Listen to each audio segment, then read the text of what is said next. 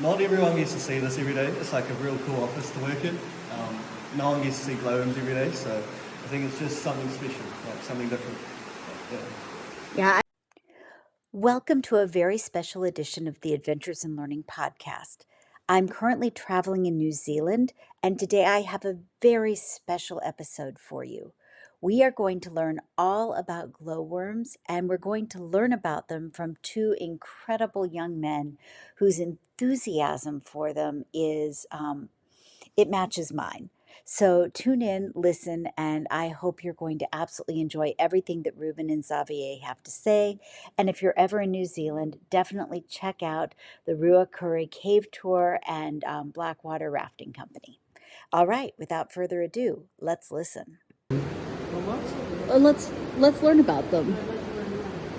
So I'll just give you the whole life cycle, I guess. That'd be great. Yep, sweet. So the stage what they're in now is called the larvae stage or the hunting stage. And they're in the stage for around 9 to 10 months. And what they do in the stage is they hang down lines, 10 to 20. This is their fishing lines, how they catch food. And their food comes in from the river. So just any waterborne insects like midges, mayflies, and mosquitoes come through the river. They hatch in the river. And they go up to the only light source they can see, which is the glowworms, and they get caught in the fishing lines. And the fishing lines are made of urine and snot, and they just reel them up and eat them up. So in that 9 to 10 months, they catch about 4 to 5 insects, which are not too much, but they're quite energy efficient as they are, so they don't need much food. And then after that 9 to 10 months, they go into a pupa or a cocoon stage for about 2 weeks. And after that 2 weeks, they hatch out and they become a big fly or mosquito. But they got one problem, they were born without a mouth, so they only have 3 to 5 days to live.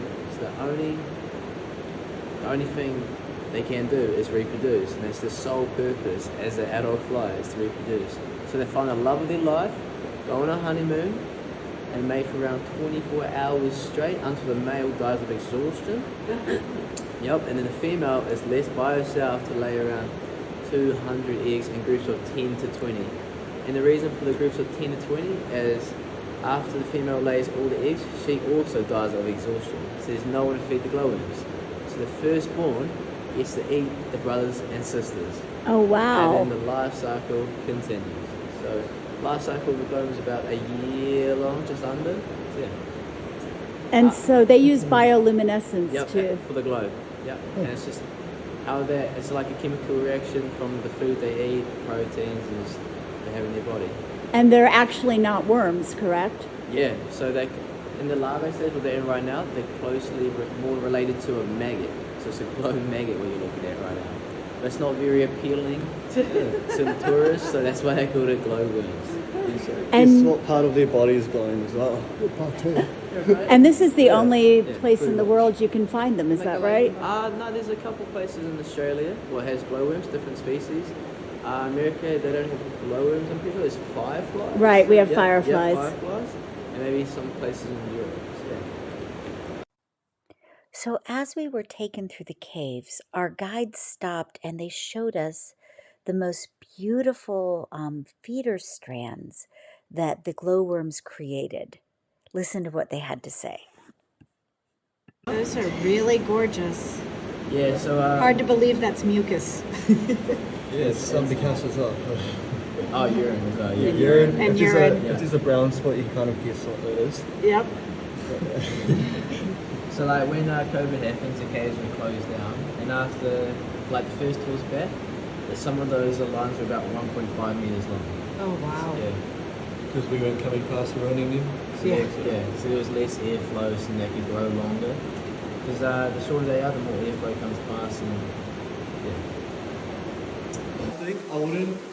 I don't know if they're endangered, but impacting them, I could say it's us. Yeah. Because our breath and our speed walking past those lines are tangling them, and if they don't have any lines, they don't really survive. So I wouldn't say endangered, but I would say something that affects them is us, but also how much rain comes in, especially in here. If the rain gets too high, all the glowworms rush away. So I think the biggest problem is probably us in a way. Okay. we're the biggest predators because there's no bats in here. because there's not enough food for them there. They live in the bush outside, as there's berries, more insects. The only predators to the glowworms is us and maybe some spiders or something. Yeah. You've got like a weta, it's like a big cicada. I don't know really how to explain it, but they don't really go near the glowworms, I think. Yes, yeah. When the lines do tangle, they have to fix them. That takes energy, and they can die of exhaustion from just rebuilding them all the time. So yeah. And the adult larvae, do they get caught in their own, the adult flies? They can, because they don't have a glow anymore as their adult fly, so they can fly into them. If they're not strong enough, they'll just suck them up in the glow and just eat them. Yeah, so yeah. We've had our lives on the lines. We've had a moth come up and they get stuck in it. They're trying so hard to get out, and then you see this glowworm. They have like a mucus tube. They slide across the wall and pull that line up, and we've actually watched one eat it. Seriously? Yeah, me and Alana and New Zealand. I've seen it twice. Doesn't happen often. That's really... So one of the things I wasn't prepared for was how incredibly moved I was by how quiet it was in the cave and how absolutely beautiful the glowworms were. As you look at the glowworms from the ceiling up above you and you're studying them, constellations begin to form in your mind. I know the scientific explanation for this, but the bioluminescence is just stunning. Yeah. It's almost like looking at constellations in the sky. Yeah. It looks like the stars in the night sky. Kind of makes you wonder how those early stories came about. Like people saw the stars and made up the stories like I want to do about the glowworms. Yeah. What color do you see actually? Do you see like green or like a bluish? I can see a little bit of it's kind of a white blue. Yeah. And then a little bit of sort of a green off to the side in my vision. Yeah. And some of them are definitely brighter than others. Yeah, so the reason for that is the older they are, the brighter they glow, or the hungrier they are, the brighter they glow. So, yeah. So they glow because they're brighter? Or like if they're hungry, they grow brighter? Or if they're older, yeah. So it's a way to say, it's sort of like a neon sign, come and eat here. Yeah, it's I'm the brightest, so they attract more. Oh, that's interesting. Nature is fascinating. Yeah, it really is. What was your reaction the first time you ever saw these? I was surprised. I thought the glow was the only part of the glowworm. I thought they were really small, but yeah, they actually sort of worms, yeah. I was amazed. And the formations as well, the first time. Crazy.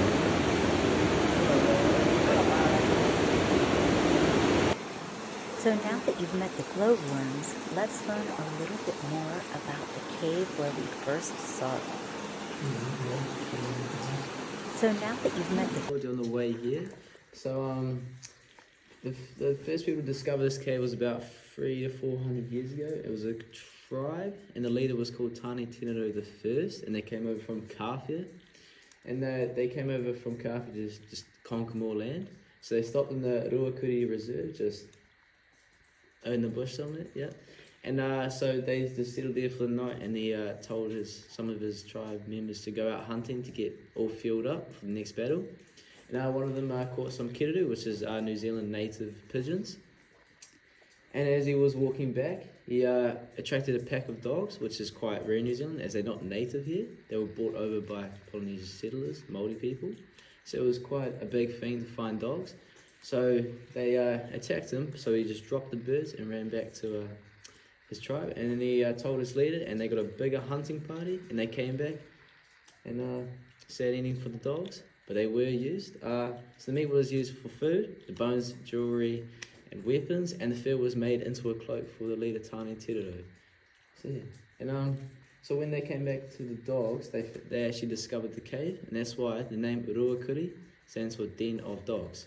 Oh. Yeah, so that's the meaning behind the name, and he named it. And so yeah, after that, Tani Terero and his tribe never lost another battle, so they were quite well known in the Waikato district. That was the first discovery of the cave, but they never went inside the cave. Okay. And then when he died, he was laid to rest at the head of the cave with 12 other people. So that's why it's a sacred burial site. Yeah.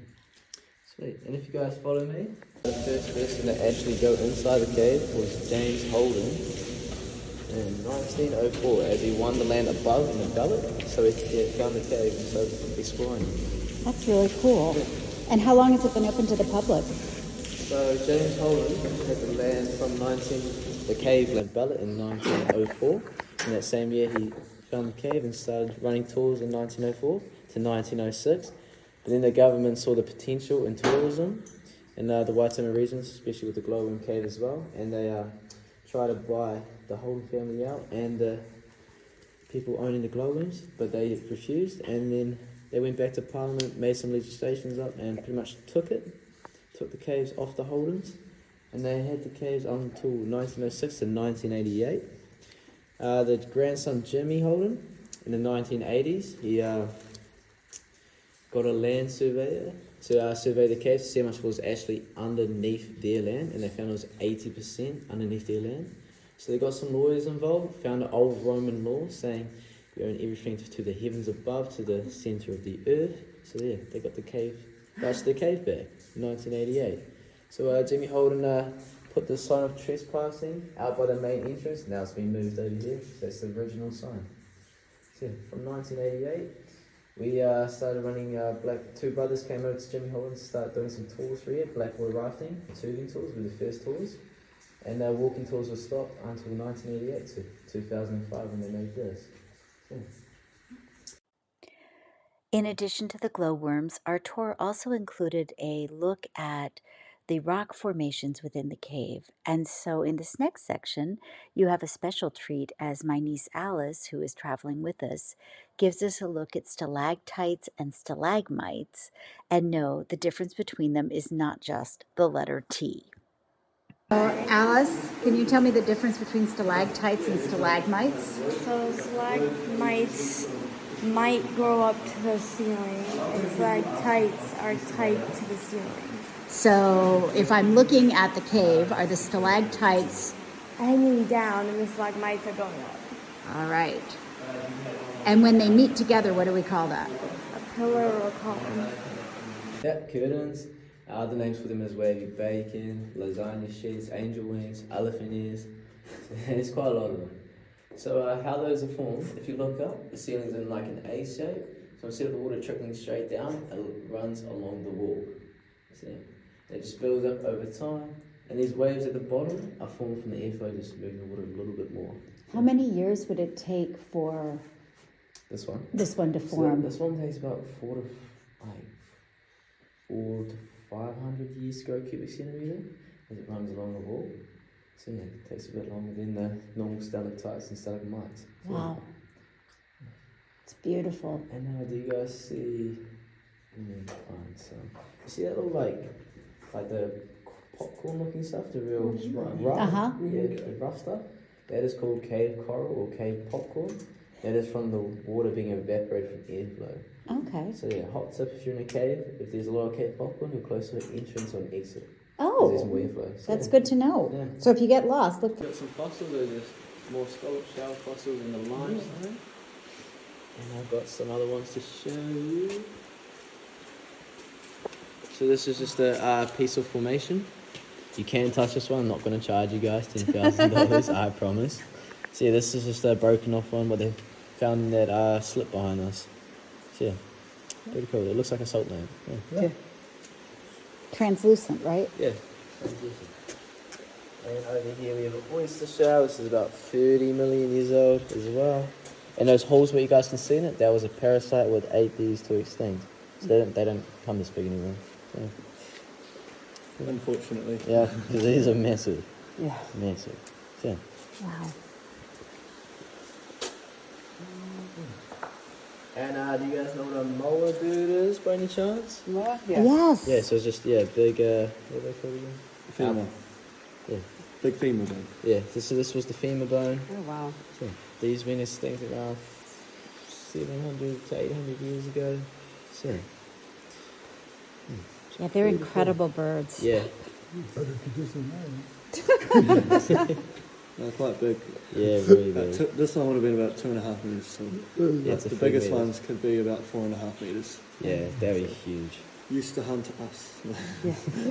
We saw a skeleton of one in Auckland, and it was super tall, like probably as tall as from here to up at the top of that cave. crazy. Yeah. That's how they died in here, unfortunately. Yeah, and It made it's me too believe in dinosaurs too, and that whole connection between dinosaurs and birds. It's quite cool when you same have a with kid. chickens, eh? Chickens Yes. are dinosaurs. When you have a kid who's really interested in dinosaurs, we can show them things which are as old as dinosaurs, like that oyster.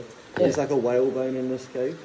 There's a few in this cave, and you can be like, that's a dinosaur. It's like, wow. Can I take it home? Now you got my attention. And I'd be remiss without introducing you to the tour guides who provided such wonderful information about the glowworms and the rocks of the Ruakuri Cave. So without further ado, let's meet them and get to know them a little bit better. So you go first. And my name is Ruben. I've been working for like a week and a half now, and I live about half an hour away from here. So. And how did you become fascinated with glowworms and caves? So last year with a school trip with an Red class, we came here on this little trip just to venture the cave on a larval tour, just a rafting tour. And then afterwards they said you can come here for work experience and maybe get a job. Yeah, So here you are. yeah, here I am. All right. Hello, my name's Xavier. I've been here for just under 3 months, maybe 2 months, and I live about 10 minutes away. And same opportunity, I just came on a school trip and they offered us work experience. And yeah, that's about it. And who are you, and how long have you worked here? So my name is Kaiser J. Tikanua, and I've been working here for about 2 months, 3 months-ish. Yeah, just ended up working over here now. And what's the most interesting part about getting to work in a cave every day? A lot of things, actually. The people, and well, just seeing the cave in general never really gets too old. It's quite lovely. And what do you think of the glowworms? Well, it's mixed. Like, just looking at them, they're cool, but when you actually go deeper into what they actually are, it's a bit, yeah. Unsettling? It's a little bit disgusting. Not But... caviar. Yeah. What's the most fascinating thing about working in the caves? I think What's the most fascinating thing about working in the caves? I think it's not everyone gets to see this every day. It's like a real cool office to work in. No one gets to see glowworms every day, so I think it's just something special, like something different. Yeah. Yeah, I've been traveling the world, and I was lucky enough to get to go down into a volcano in Iceland. They have a dormant volcano, and it's the only one in the world where it's a different one, Dad. And it's the only one in the world where it's like a window washing rig, and you go down into the cone. Yeah. And so I'm always fascinated by sort of caves and experiences that allow people to come a step closer to understanding how the world around us works. And this job's really cool because you see people, different types of people every single day. So it's always interesting. Well, great. Get to see a cave for free, you know. Exactly. And it also helps with working as a tour guide. You get to deal with other nationalities that really understand. Even on this tour, I've had someone who was deaf. We usually give them something to read, but they didn't understand English. So, yeah, I made it work, and they really like the talk, but it's just understanding people's circumstances. And so what's cool about it as well is public speaking. So me and Ruben are his students at our school this year. So they prefix, and so this kind of helps with that in a way. Prefix like Harry Potter. I don't really watch that, so I don't really know, but maybe. And what are you guys hoping to do after school? So I'm not very sure yet, so I'll probably come back in next summer and probably just take a gap and travel the world and just, see what I want to do for the rest of my life. It's probably about the same as me. Pretty much come back next summer, earn a bit of a living, save up, then decide what I want to do as well. So, it's about the same as And if you don't mind my asking, how old are you? I'm 17. And I'm 16. Well, you guys are doing an amazing job of giving this tour, so thank you. Wait a minute, then. What's your favorite old legend to share? Oh, what is my favorite? Oh, to be honest, I'm not actually too sure. I just like telling the stories that I've been told. So tell us one of those stories. All right, so we had one of the electricians working in the ghost passage, and they got to a point they happened to look up, and there was a dark, shadowy figure just crouched down watching them. So it was, yeah, interesting to hear. And I mean, I've had my fair share of experiences myself. Well, only one or two, but they were interesting. And Xavier, this was after you got signed off, by the way. It was weird, but yeah. So there are presences in the caves? Well, it's either the guides playing around with other guides, or it could be. Who knows? Interesting.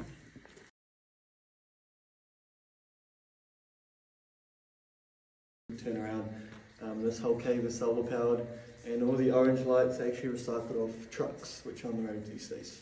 So we're quite a solar efficient cave, which is quite weird to think it's solar powered. But, Yeah, just trying to leave little impact to the cave as possible. And all the lights are on a timer, so once we pass that session, they turn off and go back into blackness cave. just as we grow like a lamp in Florida, like a green algae on the wall, which we have to come in with the Department of Conservation to spray it. So keeps it natural. Trying to leave little impact as possible. And if the Holden family ever want us to leave, because we do have a lease with them, and it runs out in 2035, we can just pack this all up, leaving no impact. And the concrete over there, it's in sheets, so yeah, we can just pick it up pretty much, yeah. Just because there's like mud underneath it, so it's not going to damage anything. It's got a mud layer underneath it, so. That's really cool. Yeah. So we'll carry on, just watch your head.